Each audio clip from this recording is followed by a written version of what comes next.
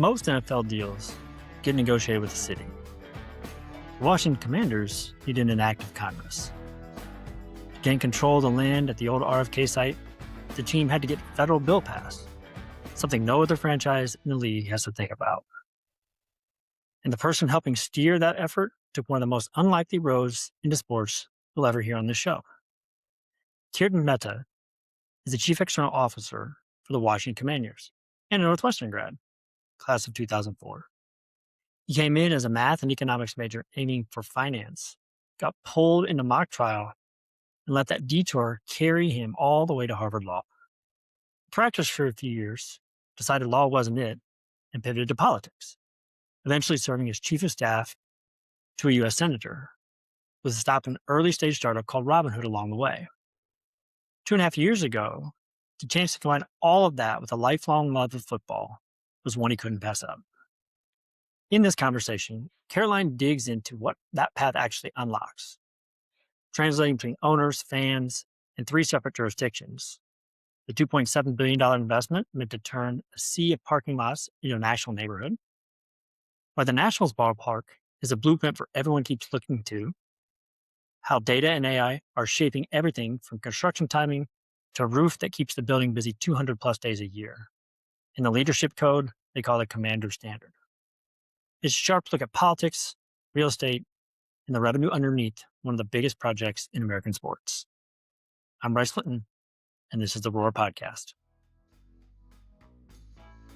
Welcome to the Roar Podcast. I'm your host, Caroline Valvardi, and with me today is Kirtan Mehta, Chief External Affairs Officer for the Washington Commanders, also a Northwestern grad. Welcome to the podcast. Thanks very much for having me, and go Cats. Awesome. All right, well, let's jump right in. We start the podcast with the same question for most of our guests. Can you tell us a bit about your career journey and how you've ended up where you are now? Absolutely. And yeah, thank you again for having me here. I am, as you mentioned, a Northwestern grad. I graduated in 2004. A wonderful place to go to school, made some of my best friends, really, catapulted my entire life from there on. One of the things that it did, I actually entered Northwestern wanting to go into finance, and I was a math and econ major, but I did this very dorky extracurricular activity called mock trial, and that ended up being like a big part of my life at Northwestern, and it more importantly pushed me into going into law. So I after graduating, went to Harvard Law School and practiced as a lawyer for a little bit, about 4 years, both in Chicago and in Washington, D.C.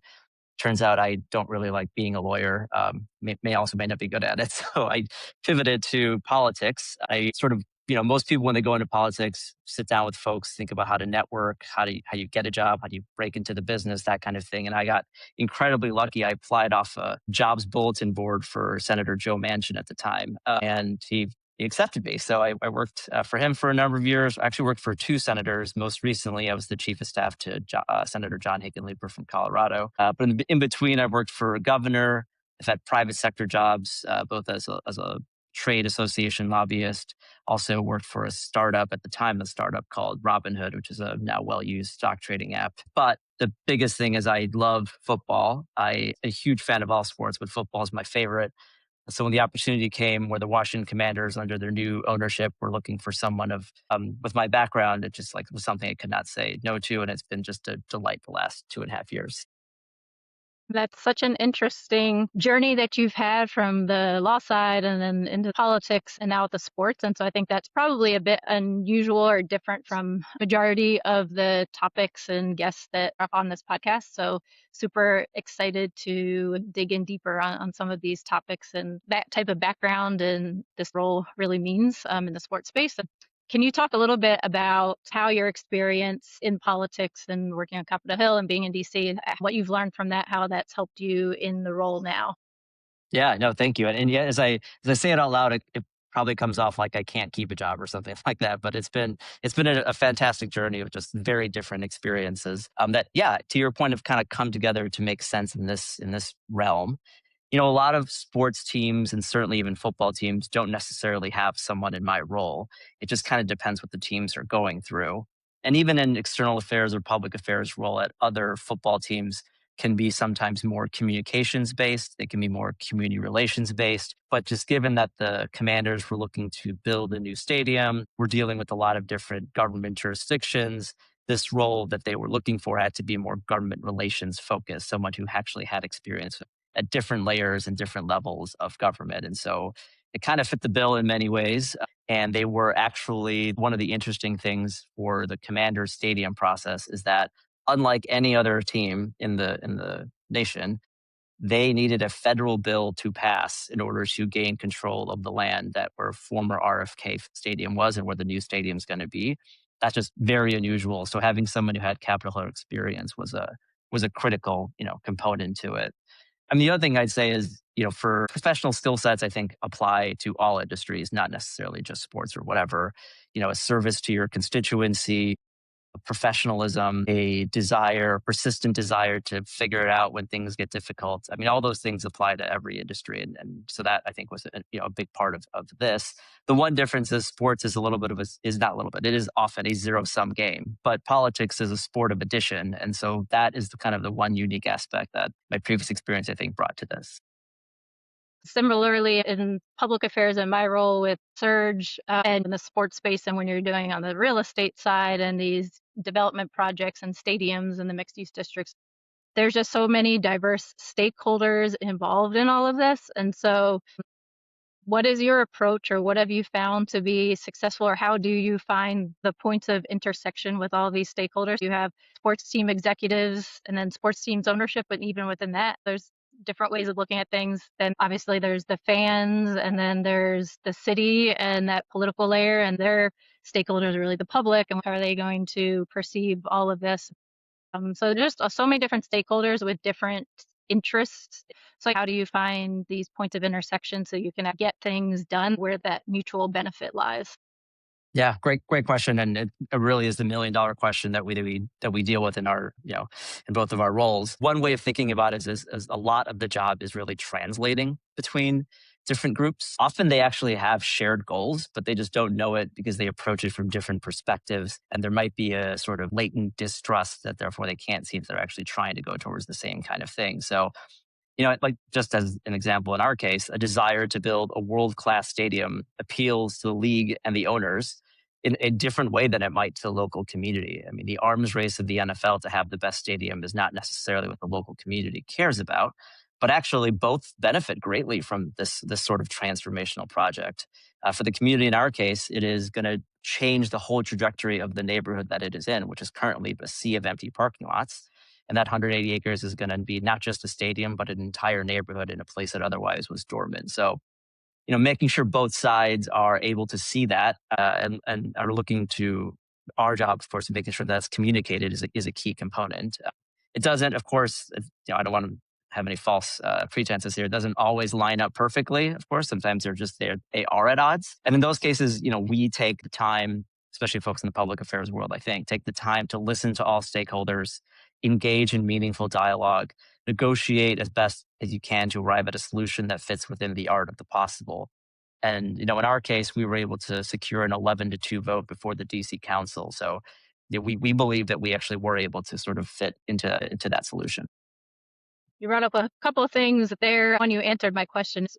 When there are differences, how do you prioritize how to get people more aligned and how to do that? And I appreciate the transparency of how can we get as closely aligned on where is that common ground so you can get something done. And another key piece that I appreciate very much is the communication side. And I think sometimes that's taken for granted because it's communications, and particularly verbal communications even can be an emotional quotient and all the soft skills and taken for granted. But I 1,000% agree on the importance of being able to translate between different groups. Because sometimes it can be as simple as one side assumes the other side should know exactly how they're thinking about it, but they're not. And I think understanding how very different all of these stakeholders are in the way that they see the world. And at the end of the day, it's always starting with what is each person's goal and who is their stakeholder group. And I think really very clearly understanding that makes a huge difference because you're going to act in very different ways depending what your goals are and who your stakeholders are. Now, I mean, just to piggyback off that, the other benefit, at least I feel lucky in this case, is that we have an ownership group that is willing to listen to what the other side is and is thinking about how to make sure that everyone's getting as much of a victory out of this as possible. I mean, that's not always the case. Without citing any specific examples, sometimes, a sports team can say, you know what, I know everyone wants me here more than the community can possibly stop me. And so they'll overextend their leverage to do that. I think that, may work in the short term, but over the long term, that just doesn't really, it's just a negative thing to deal with. And so having to what you just said, the translator in this thing can help to make sure everyone understands about how to approach on the front end so that it's a lasting relationship moving forward. Yeah. And most of my background's more on the community development side. And this is such a basic thing, but as I come in now in the sports world and from the real estate side, I'm realizing, oh, maybe this isn't such a obvious thing, but you talked about listening and not just hearing someone, it's actually listening, and doesn't necessarily mean you're going to do or can do what that person is asking. But I think it's just basic human nature. Everyone wants to be acknowledged, and there are things that may not be perfect or align with every stakeholder because, again, they're very complex and have so many different elements. And so I think a huge piece is the listening and making sure people feel heard, even if everything doesn't go exactly according to what they're asking for or what they want. So can't take that for granted either. Being in the nation's capital as an NFL team, what impact does this have on the team and your role in public affairs? Is it different from another team that's in a different locale? Because a lot of this is all very local. You mentioned some of the federal level things and as you're building the stadium and legislation and things like that. But I mean, of course, in the news, we've seen interest in naming stadium and team and all that. But how much does it have an impact having the team be in DC and how it affects your role? Yeah. I mean, not a lot of teams sit where we do, as you point out. I mean, just first of all, we're in 3 different local jurisdictions as a starting point. Virginia, Loudoun County, Virginia is where our practice facility is, and that's where the players and the coaches all live. It's about, say, 45 minutes outside DC. Landover, Maryland is where we currently play and have been for decades. It's where the Northwest Stadium currently sits.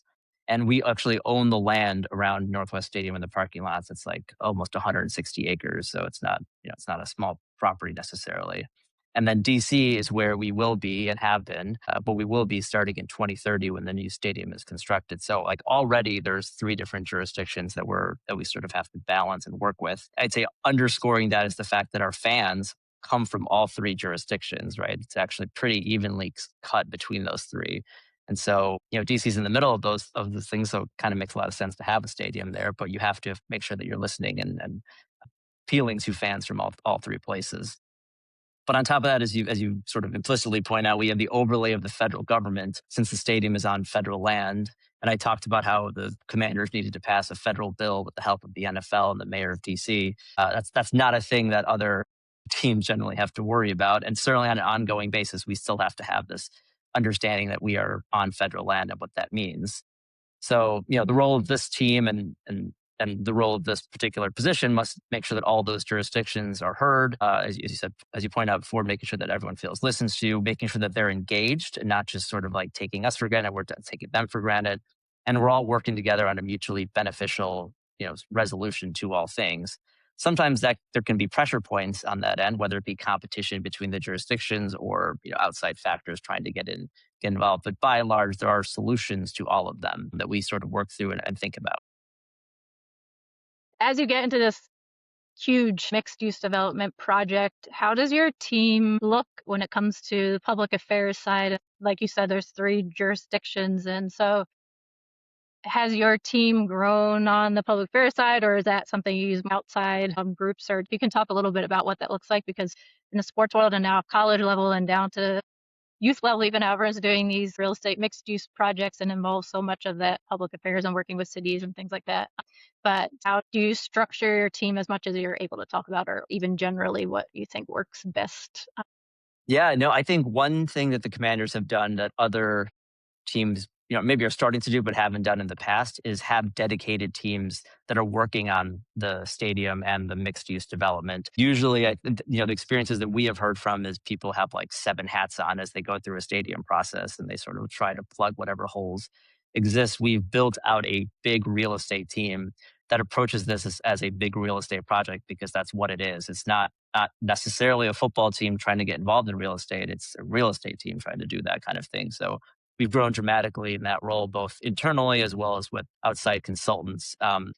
One thing that's interesting is, obviously, we're building the new RFK Stadium around about 180 acres, which will have a huge mixed-use development. But then we've made promises and assurances to the governor of Maryland when we were going through this whole process that we would not leave Maryland high and dry.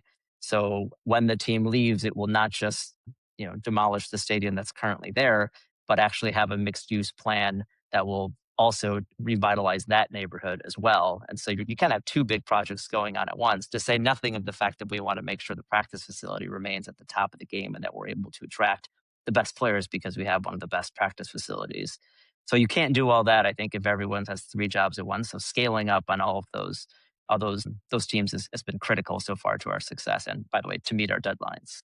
The urgency of these projects, and I'm learning in this role too, the importance of legislative timelines. If you're working on something where you're looking to do something legislatively and these sessions run at state level every 1 to 2 years, you really have to understand those cycles, because from the real estate side, timing is everything.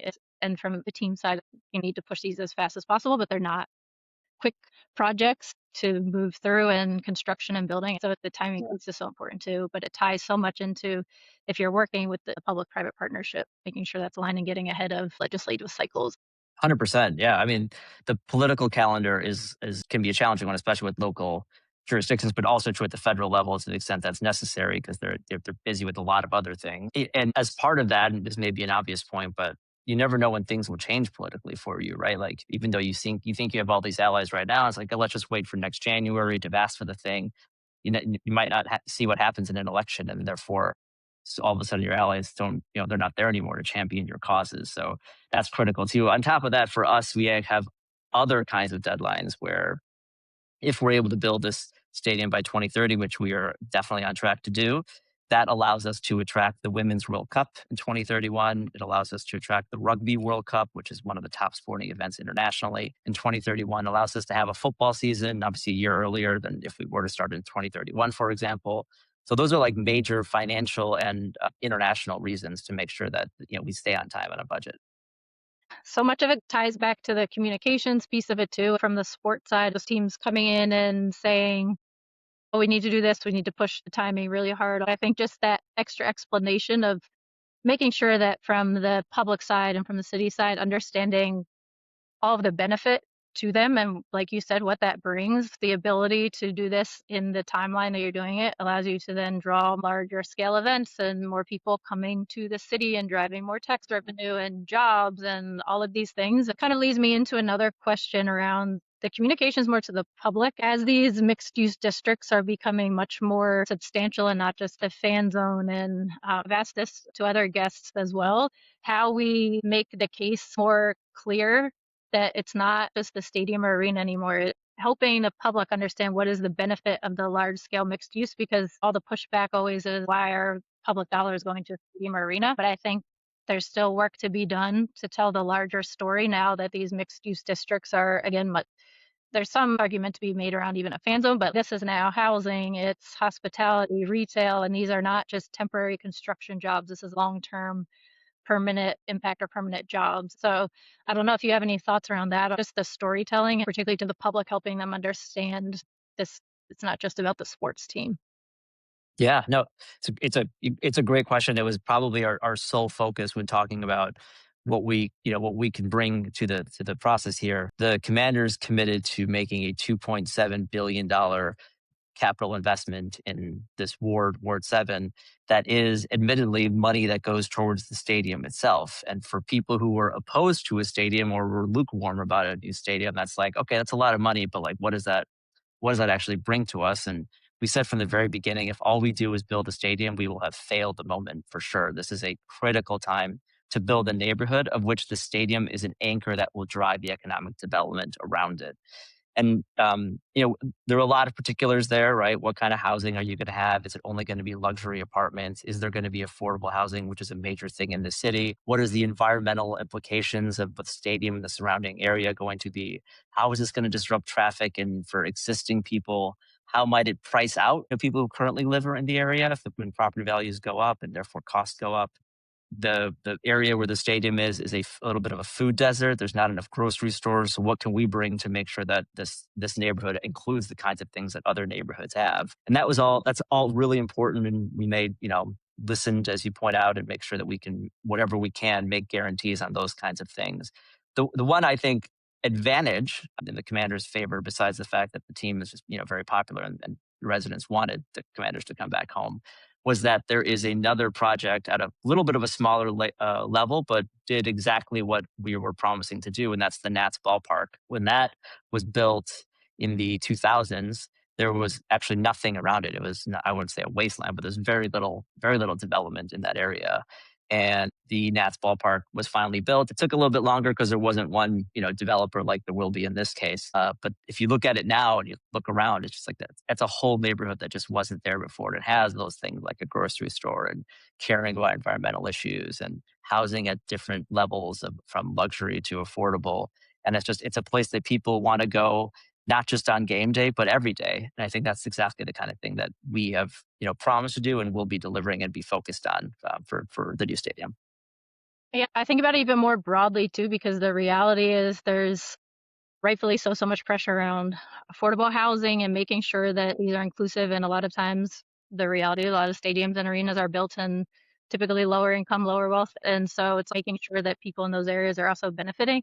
But when you build, a lot of times with real estate and construction, it's extremely expensive and costs are skyrocketing on all these things. So there's this pressure on X amount of affordable housing that just doesn't pencil sometimes. So from my lens, I'd continue to try to figure out where are there other partners and other ways we can be creative in solving some of these things. For me, from a community development finance background, there's a lot of these local community development financial institutions where maybe the affordable housing isn't right within the district and you're partnering it through this project, and the economics that come from this project can help spur additional affordable housing beyond the footprint of the mixed use districts. I just add that because I think there's a reality to how much these districts and the building costs, and there's a reality to the right mix of retail to make sure that these stay in business, but there's definitely an intentionality, and it seems like the Commanders have this mindset, which I think is so important, and at the end of the day makes it successful for everyone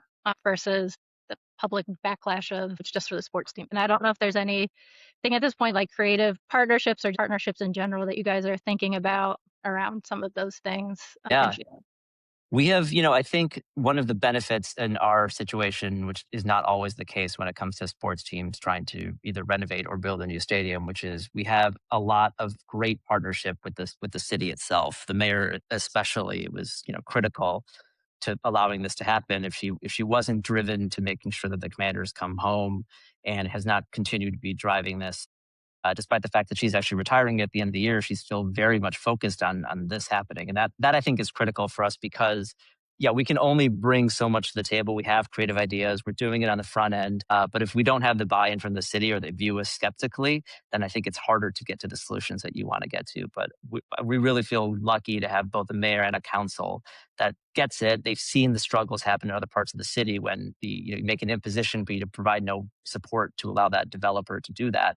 Then you don't have success. So in this case, I think we'll see a little bit more of a partnership, and it could really be a beautiful moment where you see the success of both industry and government working together to help the residents. I love that. And there's so many good stories that come out of all of that too that are very powerful. And it's just sometimes that individual local business in DC from generally in that neighborhood who's now able to participate in that district, or there's so much good that can come out of it if working together and being aligned and finding some of those creative solutions. So Yep.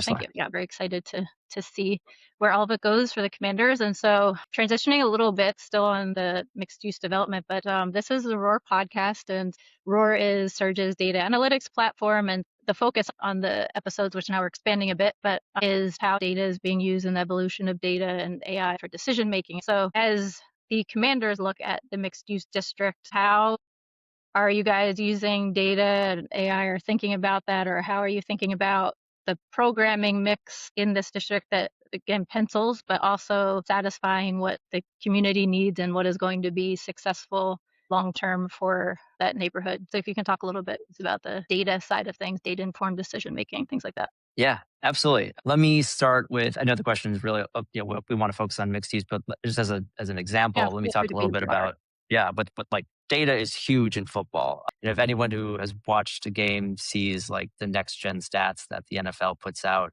regularly when, in conjunction with some of our partners, media partners, that it's just a huge component of everything we do that if you don't, you're going to be left behind. It's not, maybe not as much sabermetrics as baseball is, but it is a key component of, I think, our understanding of how the sport works and how we can get better at it.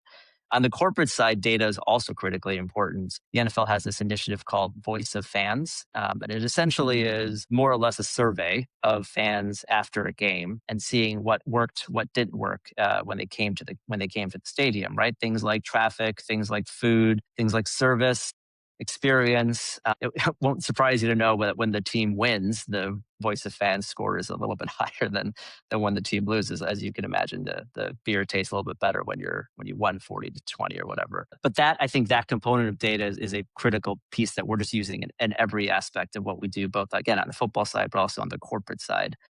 And transitioning a little bit to AI and that use of data is a big part of it. I mean, the NFL currently is like using a fair amount of AI, but that's going to ratchet up exponentially, just as it has with other industries as well. If you're not doing that, you're going to be left behind very quickly. The Commanders themselves have, in fact, put out a request for information from a variety of businesses, both local and regional, as well as national, on how they approach or how they deploy data and AI to meet various aspects of what their businesses are, from things at like construction, for example, like what is the ideal way to time constructions of various components of the stadium, to what makes for the right hiring that you would have at your stadium over time. Our stadium's going to have a roof on it, which means it's going to be activated 200 plus days a year, which means there's permanent jobs inside the stadium. How do you think about that, and how do you scale to that effort? To finally, what you sort of point out is the community desires in terms of things like sustainability. How do we think ahead that many years to figure out what kind of processes do we set up today to be as the most sustainable, green, eco-friendly stadium in the country? So yeah, those are all, just as with AI, it's in its early stages. But I think by the time the stadium is, starting to get really erected, you'll see a lot of that will be deployed to help us through that process.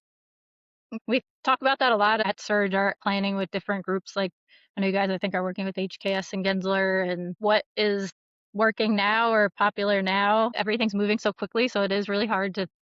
So you have to add that flexibility, I think, both when it comes to the stadium and then also the mixed use around it.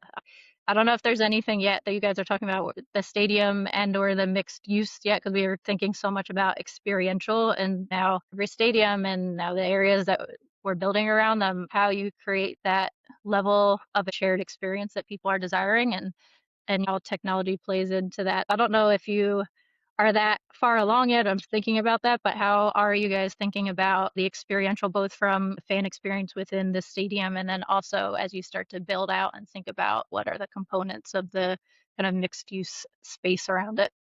Absolutely. Yeah. So, with the stadium, experiential is exactly the right word for it. When we think about inside the stadium, we are balancing this desire that fans have with making sure that they have a, high hospitality requirement. That's just true across the NFL. Fans are sort of demanding those kinds of experiences.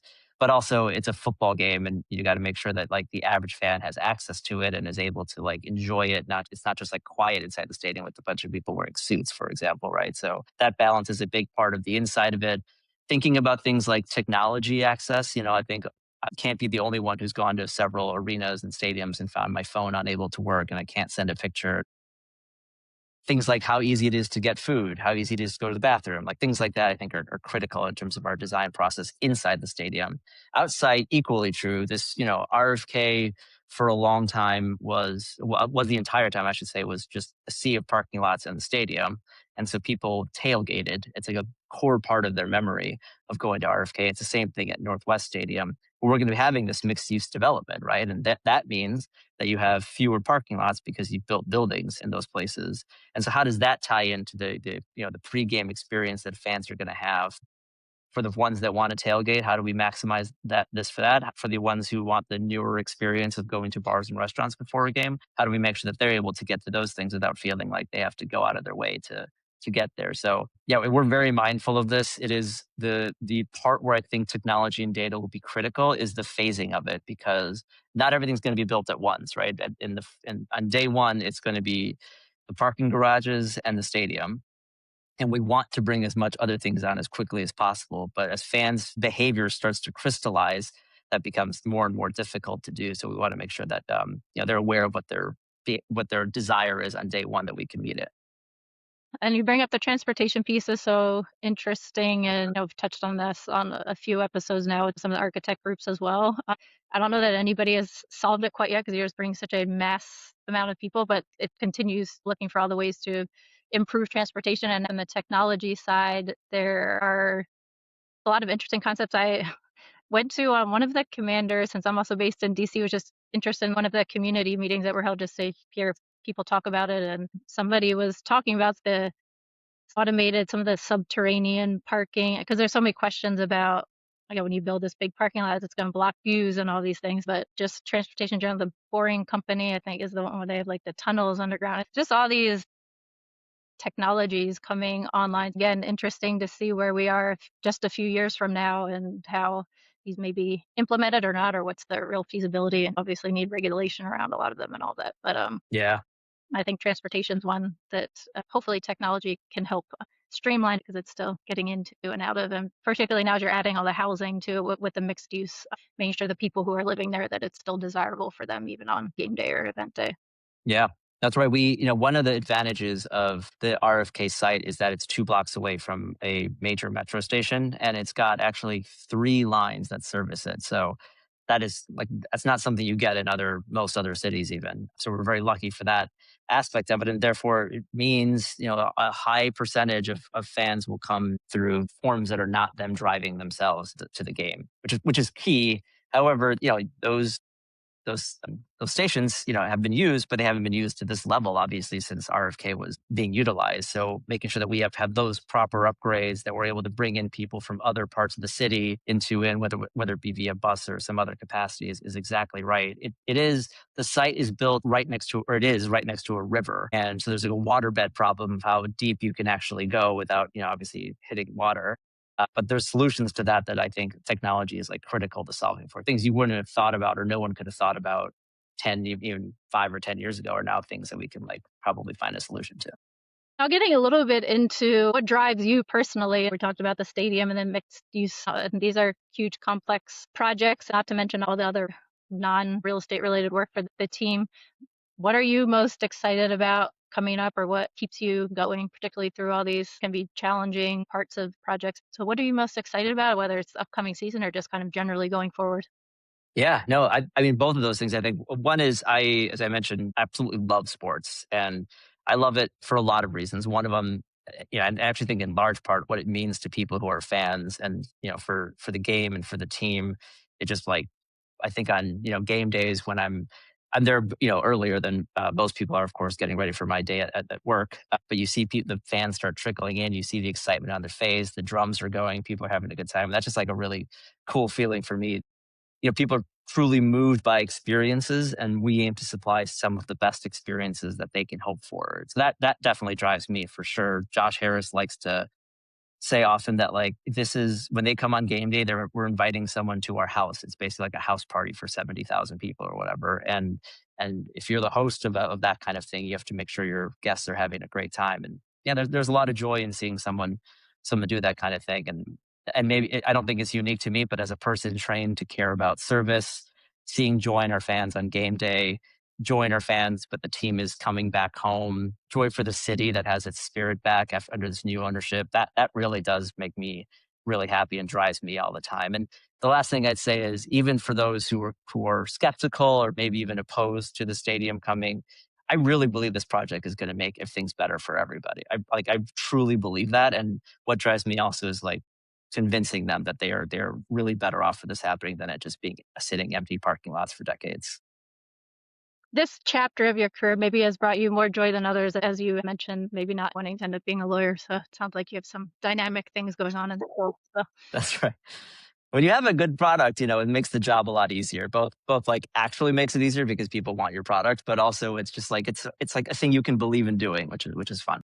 that's a huge piece of it. And then maybe we can end on this. A lot of times I like to ask this question about leadership because it's obviously a huge component of what drives success or not. So there's the product, but it's also who you're working for and around and how you lead people. And so the team is under newer ownership and leading this huge stadium mixed use project. And obviously the level of leadership has to increase even more in a lot of cases in those aspects. So what traits do you find most effective as a leader yourself, or as you've seen in others? What do you think drives the most success, or what do you see as most effective in leadership?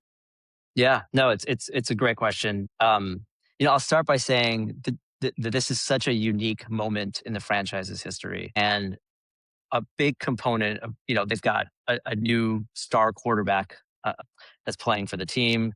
They've got a younger team now that's going to be emerging on both sides of the ball in very impressive competing ways. They're obviously in the middle of the stadium project and moving jurisdictions from Maryland back to DC. Those are all very heavy things that it's not the first time the topics have ever come up under this franchise, but it is, I think, a critical time to be successful in all of those things, because otherwise you'll have lost the moment. And under previous ownership, I think that would have maybe missed the mark. We all saw what happened to Robert Griffin Jr. or the third, of course. So like that kind of thing, I think, is something that we want to make sure we don't repeat the mistakes of the past. And I feel confident in this ownership and this leadership for the fact that they're going to approach it the right way. One, they just demand it. They're themselves very successful people in a lot of different areas of life. They want to make sure that they continue that. They just don't settle for anything less, which is pretty inspiring in some ways. The other thing is there is a real sense of what leadership should actually be. It's not just the person in charge. It's as you I think your question points out, it's the ethos of what the leadership actually is. And we have a thing among the leadership team that is called the Commander Standard, or the 5 C's, and it's that. I'll just list the 5 C's for you. It's character, it's that we compete, it's that we collaborate, it's that we have courage, and that we are creative. And when you read books about management styles, those 5 words will be used in different synonyms basically for it. But I think that's the critical thing, is that you are not just someone who's open to ideas, but you are someone who's open to ideas and implementing the right way. It's that you're someone who's willing to speak up when the easiest decision is to move aside. You're someone who's willing to look outside the box and not just do something one way because it was done another way. And that, importantly, you're determined to win and win the right way. And I think that is a both inspiring thing, but also necessary for the fact that we're in this critical component. Amazing. Thank you so much for sharing that. The 5 C's, you should think of that as 5 C's of credit, but 5 C's of leadership. Slightly more fun version, right? Yes. Love that. Well, that's great. And I think that's a great place to end. Besides the fact I didn't mention that we did not plan our outfits for this, but I guess today's the whole day. So that's right. But thank you so much for coming on the show and sharing all of your insights. They're super powerful, and really excited to share this episode more broadly. And best wishes with everything you have going on, which is a lot. Thank you. This was really a pleasure and an honor to be here. So thank you.